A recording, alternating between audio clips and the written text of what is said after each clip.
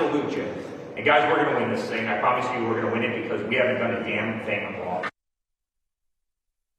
So what do you make of Eric's comments there and his testimony? Do it in the courtroom. If you're so sure that you're going to win, if you haven't done a damn thing wrong, then do it in the courtroom. This abject lack of respect that people have for our system of justice, for our judges, for our prosecutors, for our quasi-prosecutors. Shut your mouth, keep it out of the media, show a little bit of respect, particularly if your last name you want to be attached to being the most powerful person in the world. Do it in the courtroom and stop taking a dump over the system that you want to preside over. Hey, Randy, I got to push back on one thing, though. You have prosecutors that actually campaigned on getting Trump. They're the ones that started this whole thing and destroyed the system, in my opinion. And vote them out of office. Okay, they have no place in office. But they're out in the media doing their thing, so if you don't push back, you'll just get eaten alive. Sorry, that's my opinion on it. No, because two wrongs don't make a right. You have to be the bigger person. So shut your mouth and then let the system take over, and a prosecutor who's doing something for political gain or for personal gain, get rid of them. Okay. Tell you what, I think this may actually be the first time I've ever heard anyone on a right-wing network actually suggest taking some personal responsibility. It has been years and years of presenting themselves as the perpetual victims that I think we're going to see a lot of people short-circuit at the very prospect that Eric Trump or his family members might actually have some agency over their own fates. Imagine that. Of course, it should go without saying, but the Trump family will never say the things they say in public in the courtroom for a number of reasons. The first being that they are not true, and you can't lie on the witness stand without incurring more charges. When the Trump family claims they didn't commit fraudulent behavior, that is a lie. And we already know that they overstated the value of their assets to secure more favorable loan terms, and they understated the value of their assets to secure lower tax rates. Textbook fraud.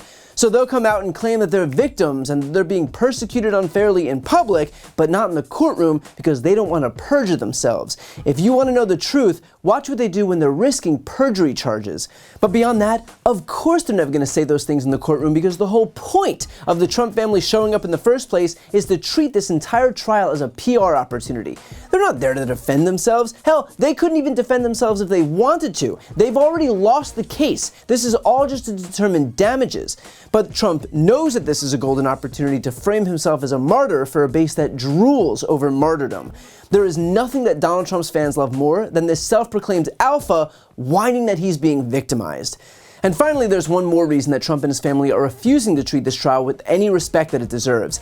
If they do, it'll legitimize the very effort to hold them to account. And so instead, them making a mockery of the process isn't a bug, it's a feature. It is the point. Here's my Legal Breakdown co-host Glenn Kirshner making that exact point in our most recent episode. Trump's goal is to illegitimize the very system, the process, the institutions that are seeking to hold him accountable for his wrongdoing, for his fraud, ultimately in other cases, for his crimes. And I'll talk about that in a minute, but let me just give you a sampling, Brian, of some of what Donald Trump said today in that New York courtroom.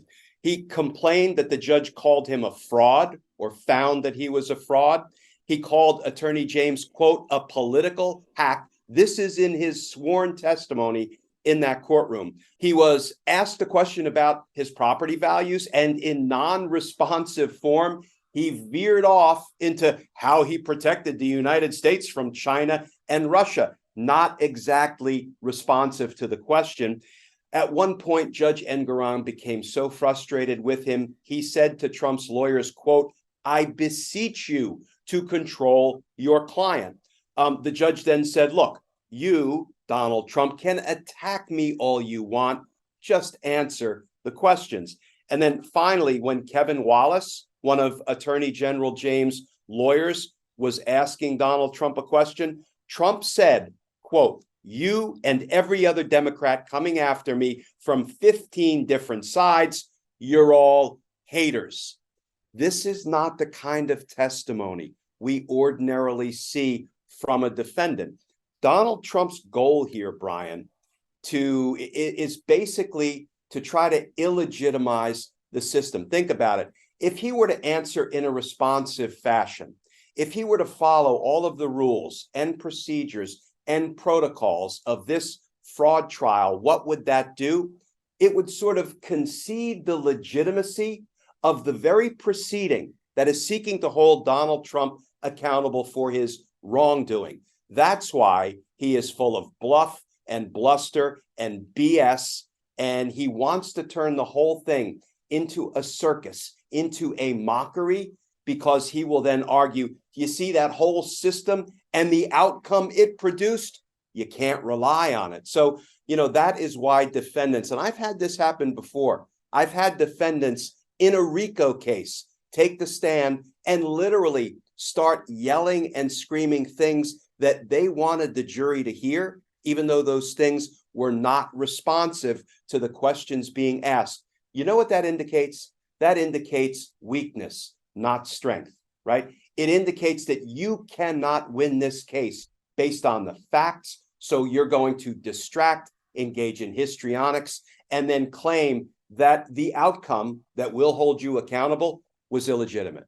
And by the way, this is a recurring theme for him. I mean, he did the same thing in the lead up to the 2020 election, where he did everything he could to undermine the election results before they even happened. I mean, he came out before all the votes had even been cast, and he said that he won the election. And at the same time, he said he won the election, and also that none of the election results are valid, and he just went on and on with that whole same thing. So, I guess in the case of Donald Trump, when all you have is a hammer, everything looks like a nail. Yeah, and following up on that, there is an often used saying in the law when it comes to how you approach defending yourself at a trial. And it goes something like, when you have the facts on your side, pound on the facts. When you have the law on your side, pound on the law. When you have neither on your side, pound on the table, make some noise, distract. All we saw from Donald Trump today was a whole bunch of table pounding. And of course, to see more episodes of The Legal Breakdown, make sure to subscribe to this channel. So look, logic would suggest that if the Trump family truly believed the things that they were saying, they would simply say them in the only venue that matters. But we all know what their goal is here. They know they're criminals, they know they have no defense, they know the prosecutors have them dead to rights. So their only play here is to cast themselves as the victims in a partisan persecution, and that's exactly what they're doing. If they don't get to whine and complain and pretend that the whole world is out to get them, then they quite literally have no play. Trump and his family may view themselves as strong men, but they are truly as weak as it gets. Before you go, I need some help. Please subscribe to the channel and do your part to help grow the progressive media ecosystem. I don't do sponsorships or paid ads, I won't ask for money, but just subscribing to this channel goes a really long way, and it helps get the message out to more people. The subscribe button is right here on the screen. You can also subscribe to my Spanish language channel, which I made to reach those crucial Spanish-speaking voters. That link is on the screen too. And finally, if you want to listen to my audio podcast, you can follow that link as well. Thanks so much for watching.